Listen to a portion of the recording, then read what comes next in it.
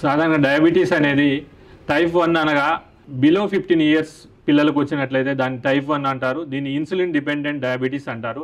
Type 2 అనగా more than 30 years ఆ తర్వాత వచ్చిన వాళ్ళని నాన్ ఇన్సులిన్ డయాబెటీస్ అంటారు. దాన్ని టైప్ 2 డయాబెటీస్ అంటారు. టైప్ 1లో ఇన్సులిన్ మాత్రమే వాడాలి.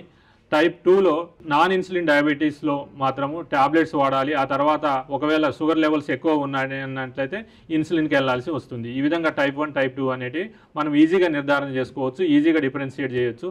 సో ఈ విధంగా మనము దేనికి ఎలా వాడాలి ట్యాబ్లెట్స్ టైప్ 1 టైప్ 2 అనేది మనం డాక్టర్ గారిని సంప్రదించినట్లయితే క్లియర్గా మనకు ఒక డిమార్కేషన్ వస్తుంది. దాని ప్రకారం ట్రీట్మెంట్ చేయడానికి అవకాశం ఉంటుంది. టైప్ 1 అనేది బిలో 15 ఇయర్స్ వాళ్ళకే వస్తుంది కాబట్టి కంప్లీట్గా ఇది ఇన్సులిన్ డిపెండెంట్ కాబట్టి దాన్ని ఖచ్చితంగా ఇన్సులిన్ వాడుతూనే దాన్ని కంట్రోల్లో ఉంచాల్సిన అవసరం ఉంది.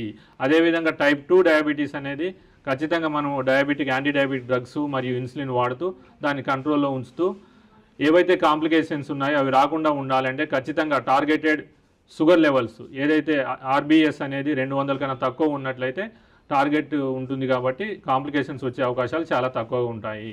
సో టైప్ 1లో కూడా కాంప్లికేషన్స్ ఎక్కువ ఉండే అవకాశం ఉంది. కంప్లీట్గా ఇన్సులిన్ డిపెండెంట్ కాబట్టి ఖచ్చితంగా ఇన్సులిన్ ఎవరైతే వ్యక్తి సఫర్ అవుతున్నారో అతనికి మనము ఎడ్యుకేట్ చేయాల్సిన అవసరం ఉంది. అదేవిధంగా పేరెంట్స్కి ఎడ్యుకేట్ చేయాల్సిన అవసరం ఉంది.